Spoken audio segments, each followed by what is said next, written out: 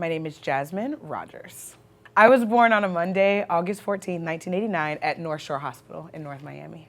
What I remember about growing up in Carroll City and then Miami Gardens was it being a place that was, I would say, the definition of community. So you knew your neighbors, you knew the people that were also across the street, down the street, around the corner. My experience was also a little unique because my grandfather was the pastor of the church at that time. My dad is now the pastor, so folks knew my grandfather. I went to Crestview Elementary, which is also in Miami Gardens, and I remember being a part of the gifted program and having a teacher, well, a set of teachers that were trying really hard to make sure students were excelling.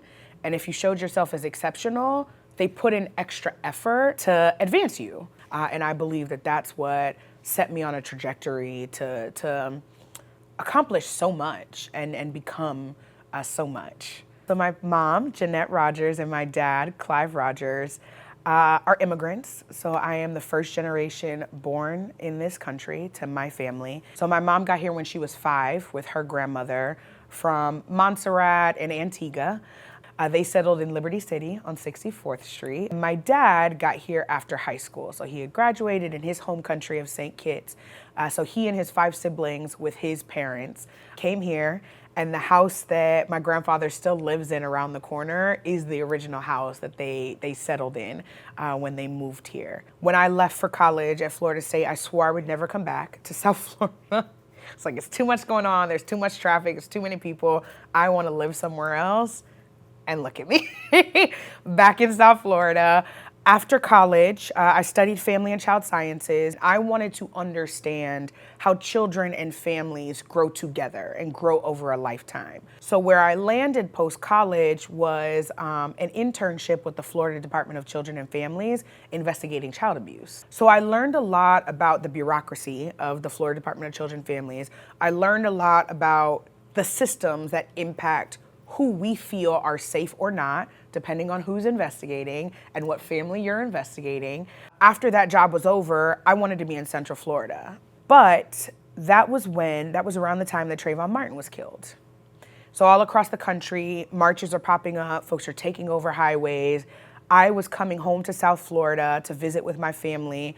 The traffic was backed up on the highway. I had no idea what was going on. By the time I got to my parents' house, all over the news were the marches that had happened in Wynwood. That was Art Basel weekend. They were happening in Fort Lauderdale. And at that time, I was like, whatever that is, I want to be a part of that. What I found in those moments was people building power and the impact of organized people, even for a moment, bringing cities across the country to a standstill, to amplify the name, the stories, the systems that are impacting groups of folks.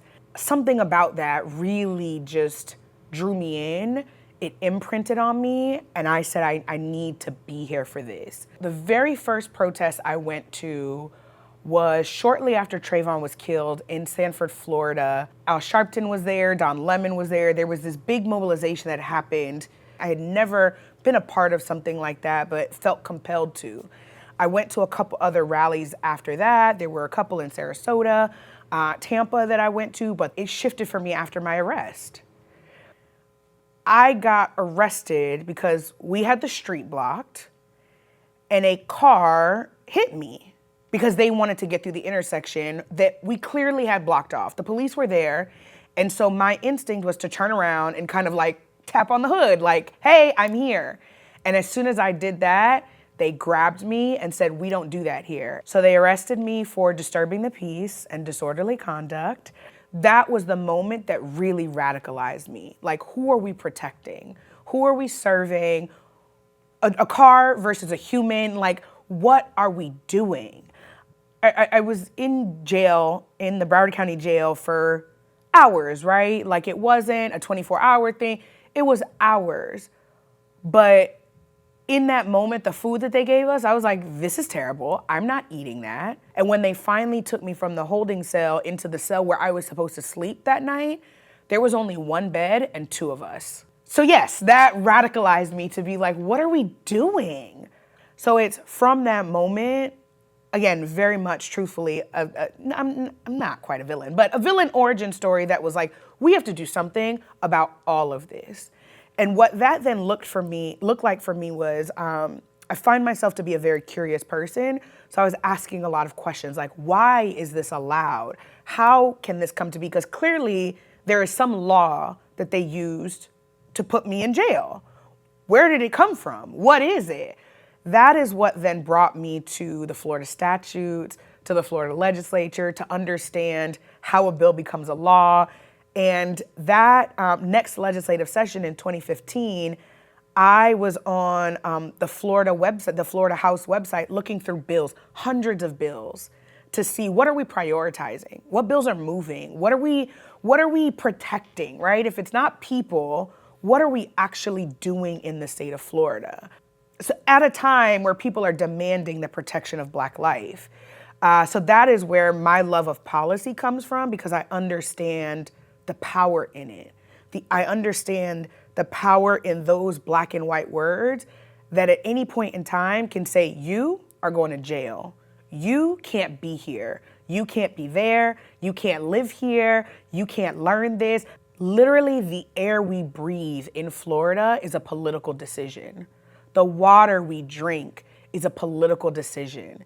It is written in black and white somewhere. Somebody is either profiting or losing because of it, and there's people in a room that are making the choice about what we have access to. Because what was also confusing to me is that across the country, we are saying the names of so many people, but at that point in time, Florida was leading the nation in the killing of unarmed Black people. And people didn't know that. And at one point in time, the city that was leading the country per capita was Hialeah. And people didn't know that. I was very confused as to how uprisings are happening in Ferguson and Baltimore and all these places, and Florida is a hotbed for violence against unarmed Black people, and we haven't taken the street. Like, what is going on? So there was a legislator, at the time he was Representative Severn Jones, that was doing town halls about body cameras on police. How is it possible that police can kill people and slap on the wrist, if that? So he pointed us to the Police Bill of Rights. Well, what is that? The Police Bill of Rights is written in statute that gives so much deference and immunity to police officers in doing their job. Well, that's a legislative decision, right? Like, that didn't just come out of the ground, or that came out of someone's imagination. That came out of some lobbyist bank account. Like, that came from somewhere and has created all of these problems. So what the Black Lives Matter Alliance started doing is finding the cases that were happening in South Florida and trying to amplify them and talk about them. So not very far from here, Laval Hall, who's about my age, well, would be about my age, was killed by 2 Miami Gardens police officers. He was mentally ill, having a mental health crisis. He had just gotten out of a Baker Act. His mom called the police because right now in this system, that's what you do if you need mental help. So she called 911 for help and mentioned he's mentally ill, he's running around, and he had a broom, and they killed him in front of her house, not very far from here. So saying the name of Laval Hall, Jermaine McBean was killed up in Oakland Park. He had just purchased an airsoft gun from a pawn shop, was walking home with it, had his headphones in. Some neighbor called the police to say, hey, this guy's not doing anything, but I'm just alerting you that he's walking down the street with what looks like a gun, just alerting you. The police arrived. They alleged that they told him to drop the weapon, He has headphones in. He can't hear them. So he goes to turn around. They shoot him and kill him. Now, the most sinister part of that story is that the story everybody else was told was that he refused their commands and then he went to aggress or whatever. A nurse that was in the apartment complex took a picture of him on the ground. She wanted to offer aid to him, and they said no, but she took a picture of his headphones in his ear. But the evidence that they collected, one of the officers had moved the headphones to his pocket to say that he should have heard us, he should have heard. So we have countless names of people that have been killed in South Florida by police in cases like that. I don't know how our police officers are getting so lucky that it hasn't raised national attention here, but those stories continue. So in our work with the Black Lives Matter Alliance, we worked with the families. We met their families, we met Laval Hall's mom, we met Michael Eugene's mom and sister. Like, we worked with the families to ask them, what do you want? What do you need? And I remember Laval Hall's mom just saying, everybody's talking about Trayvon. Why is nobody talking about my son? Like, why doesn't this matter? Why doesn't this matter? And another one of the moms, I remember her saying, you know, you see Trayvon's story and you think that'll never happen to me. And then it did. And then it did. So that was the work of the Alliance, is to come to the city of Miami Gardens with our demands. They wouldn't release the body cam footage. We got them to release it with hundreds of petitions. We wanted to sit down with the city to talk about, like, your policies around these different things. We were able to get that meeting. So all of it in an effort to try to change the system to, again, let's bring some safety to the people around South Florida. Because the systems do a really good job of having us believing that these are our individual flaws. If we would have just listened, if we would have just gone to school, if we would have just not touched that, been there, then everything is fine. But we understand it to be systems. That even if I did all those different things, I'm still gonna feel the impact of racism, xenophobia, homophobia in one way or another in my life. And then that broadened into the campaigns that we worked with. It was Dignity Florida. So we worked with formerly incarcerated women for dignity for incarcerated women. So we learned at that point in time that in Florida's jails and prisons, there's not free and accessible access to pads and tampons. That folks who are incarcerated have to pay for them. But the jobs you have in there pay you pennies an hour if you have a job. So we heard stories of women that were using socks, were using vegetation, were using all these other different things because you cannot control a period if you have one. So what are you supposed to do? So we worked with this group of formerly incarcerated women to put policy in place, and it became law that pads and tampons are readily accessible for free in Florida's jails and prisons. We also were seeing, I'm gonna call it an epidemic because more than zero is too many, that women were in jail giving birth by themselves, sometimes in solitary confinement. And there was a woman that died up in Broward. So we were working on legislation for dignity for pregnant women in our jails. So again, you can kind of see the evolution of the work that's like the understanding policy, the understanding systems, broadening that to reproductive justice, having reproductive justice also include formerly incarcerated women and their dignity. There's a lot of wins along the way also of getting legislators to our side to understand, regardless of your political party, this is a problem. Regardless of your political party, like, let's appeal to your humanity about this problem. And also creatively worked with partners to put a dollar amount to it. This, like, when people are dying, when people are getting sick in our prisons, or when these things are happening, that's a cost to all of us. So I think about those wins related to policy, but I also think about the wins related to showing people and building with people what's possible. So along the way, that means taking folks to commission meetings to let them see for themselves. Number one, your city commission is not off limits. Like, it's not some building that you need special access to get to. You can go see your city commissioner. You can hear them in these meetings.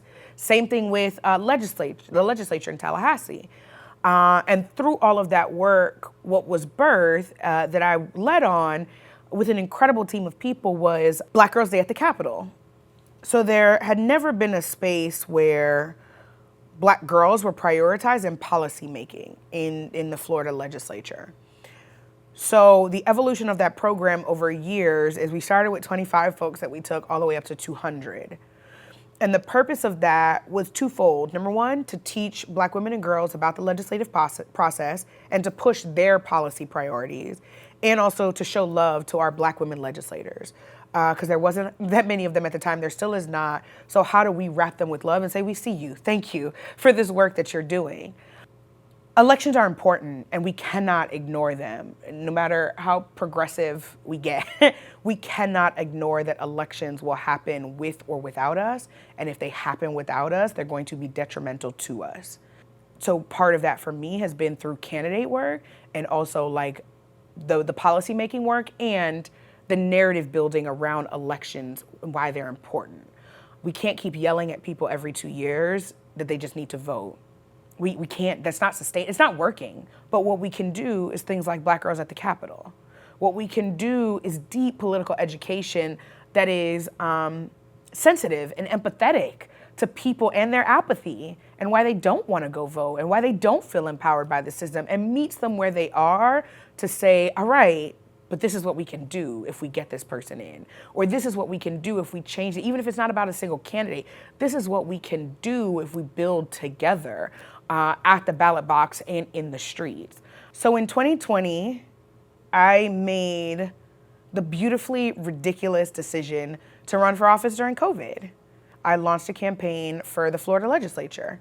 So in a district in Lauderdale Lake, so Central Broward, I was running against an incumbent Democrat who was voting against progressive things that other Democrats were aligned with, or progressive things that she claimed to be aligned with. And I knew that I wanted to impact state policy, and that felt like a good opportunity to do that. And in a very quick campaign, 4 months and 14 days, I raised $125,000. It was incredible. People always remind me, I remember my loss number was 444 votes. But I've repeatedly been reminded to reframe the win. So we were able to increase voter turnout in that race in a way that had not been seen in decades. So as a first-time candidate in a race that typically would get between 8,000 to 12,000 votes in total for that race, I got 12,566 votes.